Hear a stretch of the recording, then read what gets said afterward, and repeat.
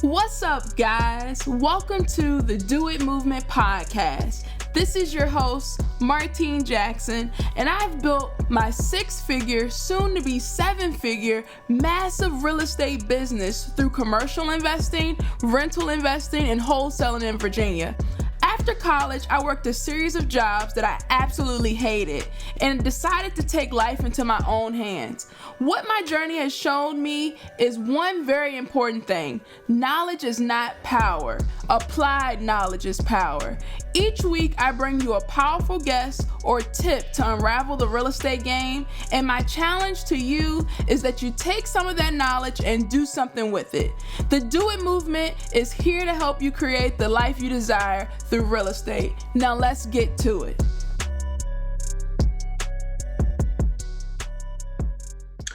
Hello, today Do It Movement listeners. This is your host, Martine Jackson. I have a treat for us today, all the way from Chicago, Illinois.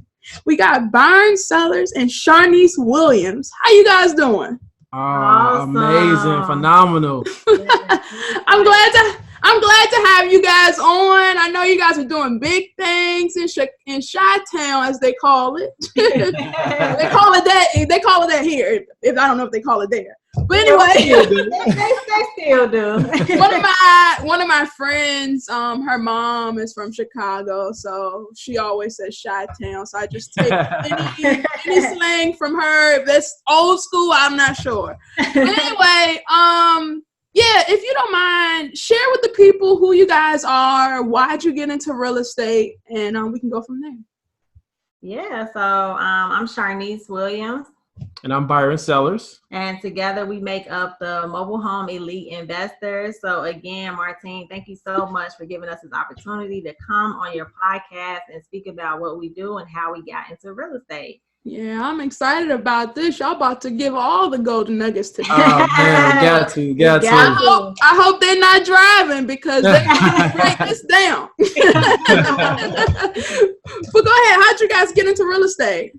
And so, give you guys a brief story. So it kind of started myself. I was on a quest, let's say, for 4 years trying to get into real estate. I wanted to get a multifamily building, and just through the ups and downs of getting my credit right, getting some capital. March 2nd, I was actually going to close on my first 2-unit building, and the basement flooded. So the next day I go to work and I got fired. So March 3rd was my doomsday of the last time I was in the workforce, right? Right. So been there before, by the way. Oh man, listen, I've been there about 4 times. So fast forward, kind of feeling like, man, my real estate dreams are kind of on hold. Going through an entrepreneur journey, and Sharnice and I, we linked up, and from there we're like, hey, we want to get in real estate. We started going to first-time home buyers classes and things. And at the time, I was driving Lyft. We had to pay the bills, and I always listen to podcasts. So this particular day, podcast was about mobile home investing that I could not listen to because the passengers that I had said they didn't want to listen to podcasts. I'm surprised you ain't sneak some. Oh man, right. So I went ahead. I was like, you know what? Let me send this to Sharnice because I hope maybe she'll listen to it.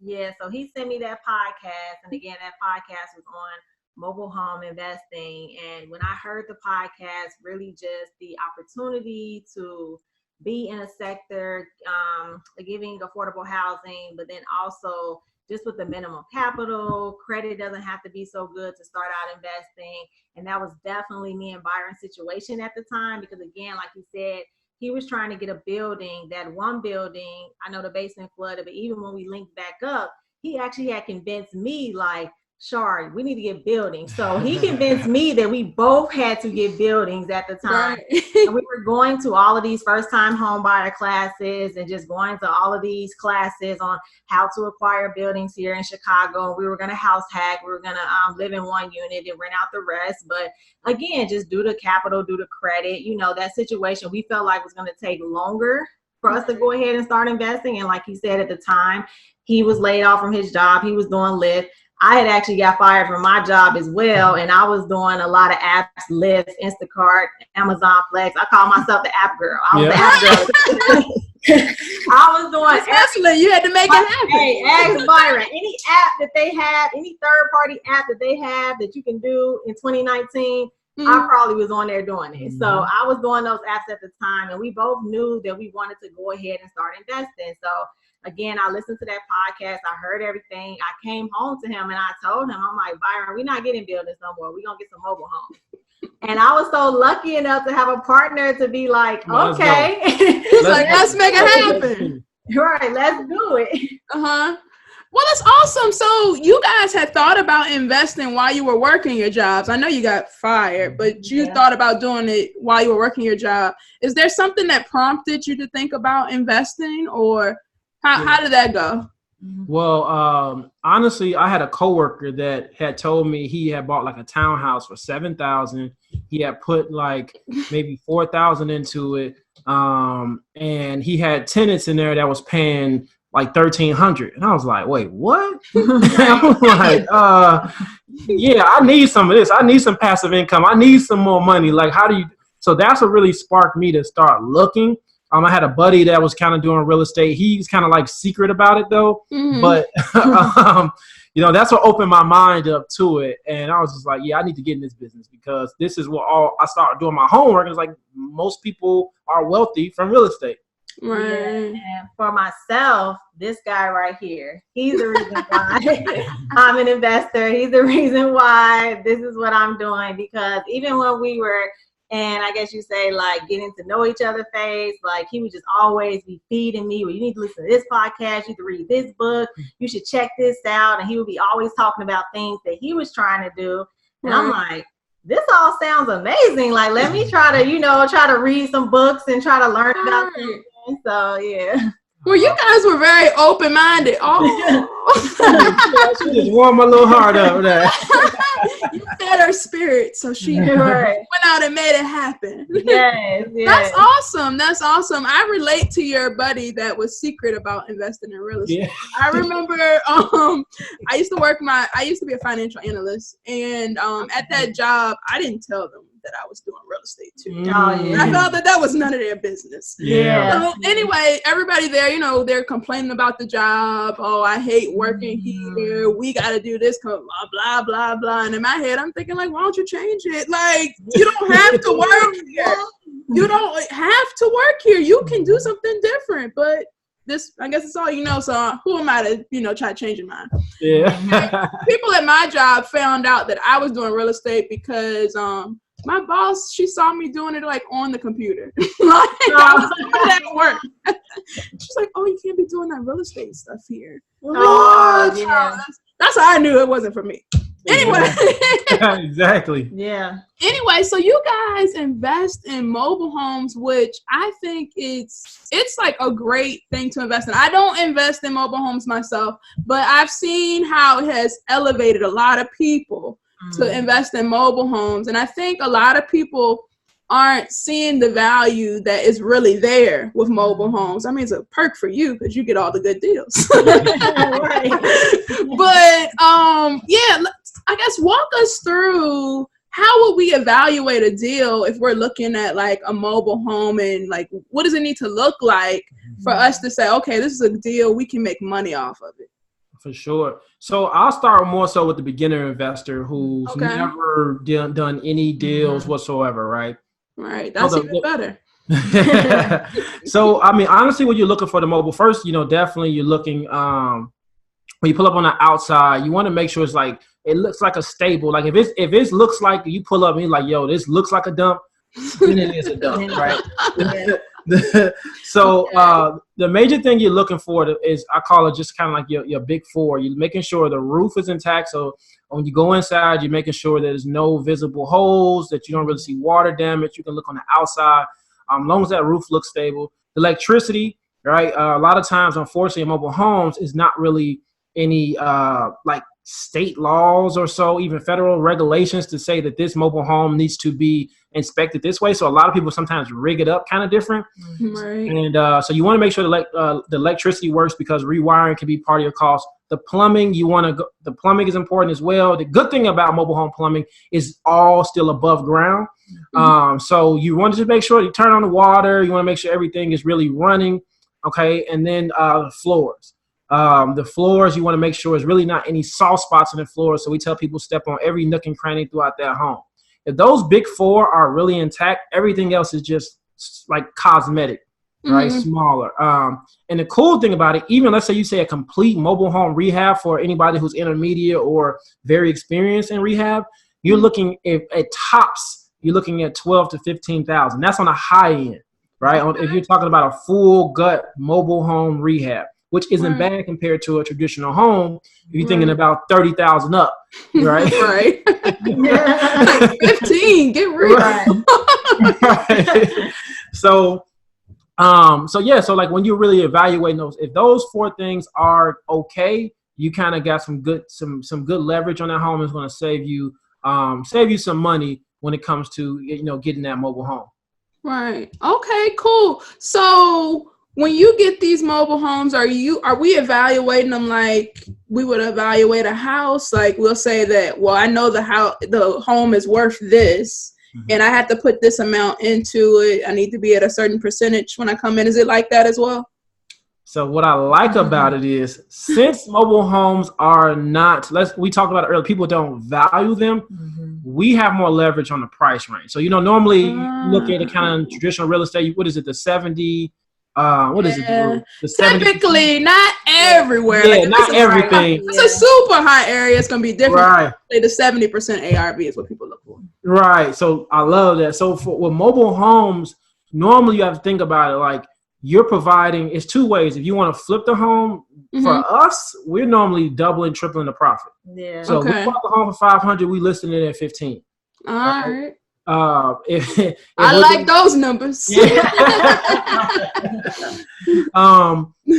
And so it's really, when you look at like comps and things, you have more leverage because sometimes you can try to compare it to what other homes in the park, but you're not really worried about that, right? It depends on the value that you're bringing into the home. So, what I love about it, you kind of got free reign to really put how much you want to, if you got home selling in the park for 30, 40,000 and you bought a home for 10, then you can depending on what you do to it, you can kind of leverage that as well. Okay, cool. So do you guys focus on flipping them or renting them or seller finance? What do y'all typically focus on? So we actually do both. So we'll flip them or we'll put them on payments. Initially, when we first started out being new investors, of course, we were flipping them more to gain our capital back first. So that we reinvesting. But now, of course, it's all about that cash flow. So now I hear you. Right. So now we're definitely putting them on payments. Okay, cool. So could you walk us through a deal, like how did you acquire the mobile home? Like, where'd you find it? Then once you found it, how did you evaluate it to whatever extra strategy you were choosing? And how did you get somebody in there? How'd you evaluate the deal so that it could be of value of them too? Cool. So I'll tell them about Michelle deal. Okay. So one deal we had, this home, we actually saw it on the marketplace in Facebook. We saw that home, and originally the people, I think they were just asking for like $2,000, which is not bad at all, right? Right. It's getting colder, right? $1,000. That's like, my God. That's like I don't know how much mobile homes go for, but that just sounds like a killer deal. But wait until he tell you what we actually paid for it, though. That's not even the kicker. So yeah, they wanted. So you guys been negotiating, huh? You're right. Yeah. I love it. Go ahead. Let me stop interrupting you. Clean right here. So we saw the home, so I went to go look at it, and actually it was move-in ready. Like a few things I felt like, we can kind of spruce it up a little bit. And so I was like, what's the least you guys willing to sell it for? They were sticking to their $2,000. And at the time we were kind of like, we had some other homes that we kind of had some cash tied on. It was like on the same park as well. It was like, we don't want to have 4 homes on this park at the time. So it was like, we're going to kind of wait it out. So just like for most people that's new to mobile homes, just like townhouses, houses have HOA fees or condos, the mobile home parks have lot rent. That's just pretty much just like their HOA fees. So a seller normally they still have to pay that monthly lot rent. This particular park, it was at $575. So that start adding up. So they still didn't sell their house 2 months down the line. So I came back to them and I'm like, hey, you guys still trying to sell this house? It's like, yeah. I'm like, what's the least you'll take for it? It's like, we'll take $1,000. I'm like, okay, cool. So the day of closing, you know, I hit them with hey man, listen, I gotta put some. Would you guys take $800 for it? And they're like, yes, we just need to get out of it. So it took $800 for that house. Mind you, it really didn't need too much, but we always like making our houses, you know, definitely a little bit move-in ready. So we decided to do some work, but here comes the kicker. Right up here, we call it the polar vortex. It got like negative 14 degrees, right? Oh, yeah, it was so cold. And we were having the gas cut on, but the gas company didn't miss their appointment. So our pipes ended up freezing and busting on that house. All right. So it cost us with trial and error, because I tried to be cheap, not Sharnice. I tried to be cheap and hire somebody that said he's going to do it for just only $200, but ended up costing me a total of $800 because he did it wrong. Okay. We painted the house and things. So all in at that house, we were right at like $2,300. We ended up selling that house on payments. So we got a $3,000 down payment, and then we get they're on a 24-month term. And so at the end of the term, their payments is $500 a month. So I think it's all in, and we are like $12,500 for that home. So they're paying you said 500 something to you, and then they're paying 500 something for lot rent as well, right? Yeah, so it's 10. So yep, $1,075. Oh wow, that sounds great. So you got your money back just from the down payment. Yes. Right. Right. That's the goal. Right. Yeah, you want to get your money back on that down payment as much as you can. So you created cash flow out of voila. Yeah. Yeah.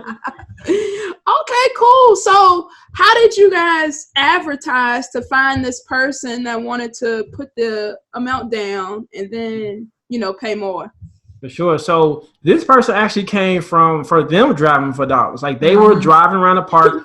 We definitely have our for sale signs up. We had internet traffic. And our biggest thing is, you know, how many people can we get to see the home? And the hardest part we notice in our region is getting people to fill out the park's application, because they have to fill out an application to be approved by the park.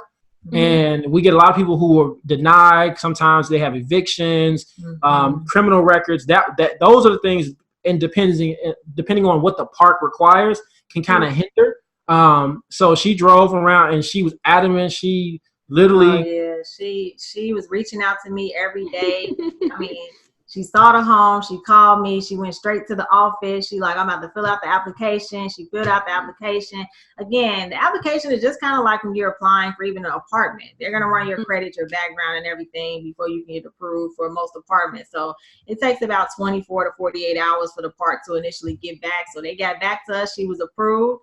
And it was So the park does it seems like the hard work as to verifying that it's a good person. Oh, that's great. We do our due diligence as well. So we run a credit check as well, because that way we can help people realize, like, we stopped sending people to the park getting denied. So now we know up front. And plus we want to know, my biggest thing is, I want to make sure you got at least like a Walmart Best Buy card or Visa or something like that. So if you lose your job, I know you got at least about $2-3 grand that can help pay your rent.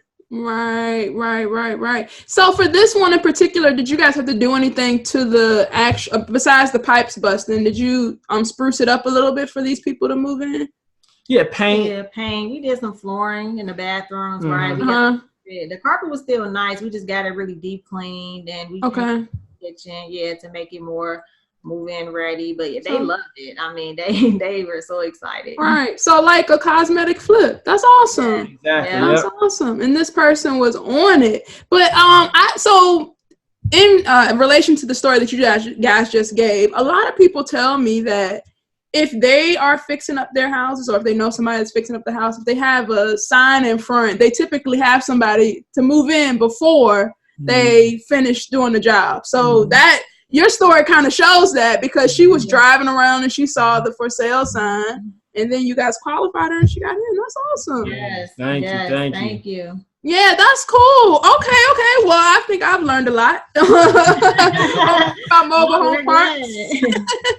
Okay, so what are some books that helped you guys, change your mindset, or just like things that were really like critical until you get to the point to where you are now? So for me, what really sparked was Rich Dad Poor Dad.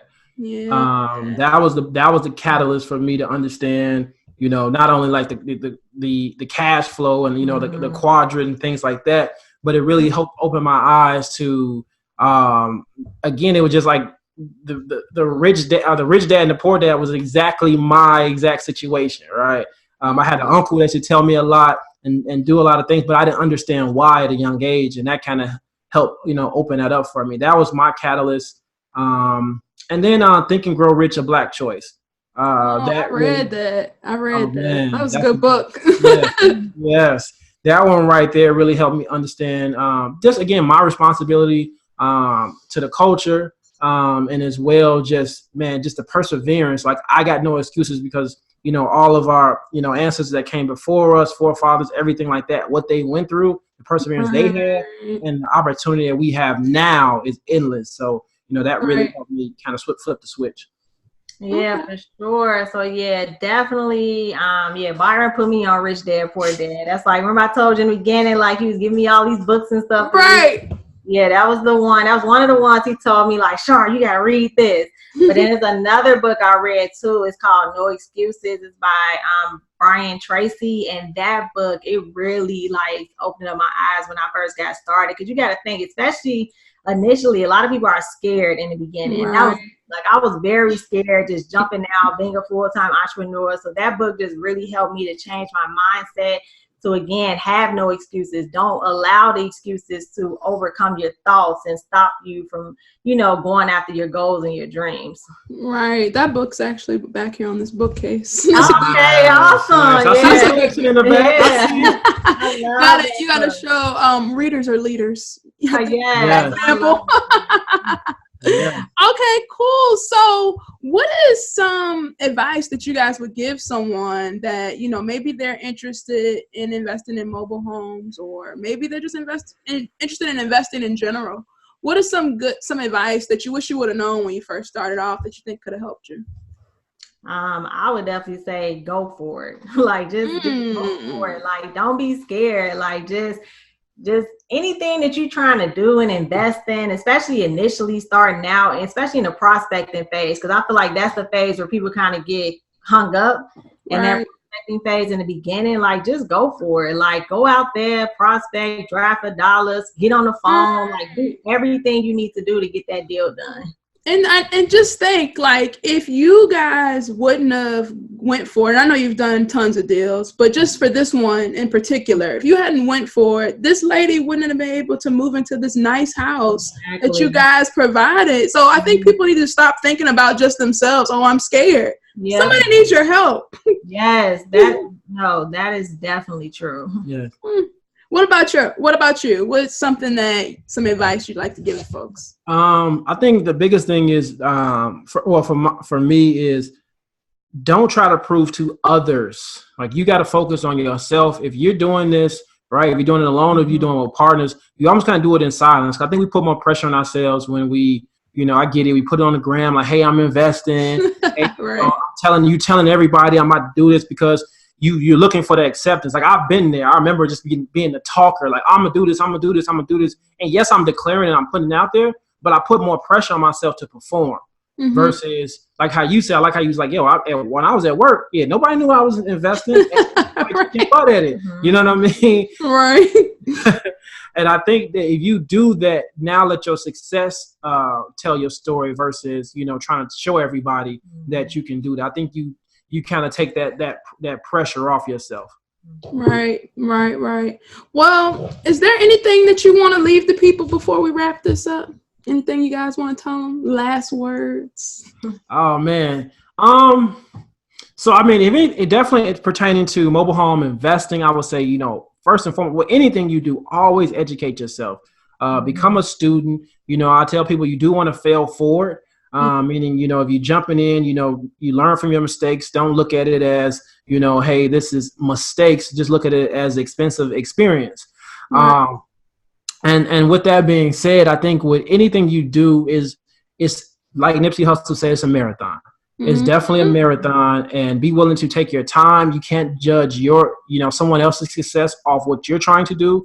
Right. And set your own goals. Be intentional about your goals versus, again, looking at, Martine's success and saying, I want what she has now, like not knowing what the work and all the underground work that she's done. So right. Set yourself up, having a plan, and just, go on and continue and go for it. Right. Do you have some last words for us? Yes, for sure. So definitely, if you're interested in mobile home investing and want to learn how to get that first deal, want to learn how to gain some cash flow and passive income in mobile home investing, we definitely do a webinar every Wednesday. It's a live free webinar. So I definitely want to throw that out there to you. That's right. Throw it out. How can they get it? Right. So it definitely got to follow us on Instagram. So we're at Mobile Home Elite Investors. And the link is always in our link tree. Again, it's every Wednesday. We normally go on about 8 p.m. It's on Zoom as well. Okay. Definitely for any newbies that's listening right now, you definitely want to check out that webinar.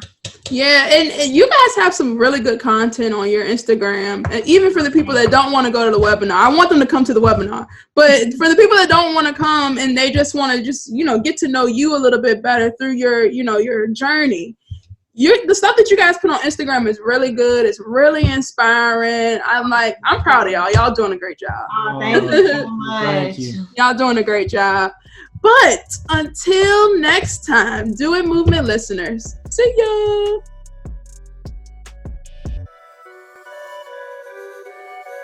Thanks, guys, for checking out the Do It Movement podcast this week. I hope we inspired you to make some power moves now. If you haven't already, make sure you follow us for more info on our guests and new episodes at Do It Movement Pod on Instagram and at doitmovementpod.com. Make sure as you apply some of this knowledge, you tag us along the way by adding #DoItMovement so that we can recognize the change makers. See you next week.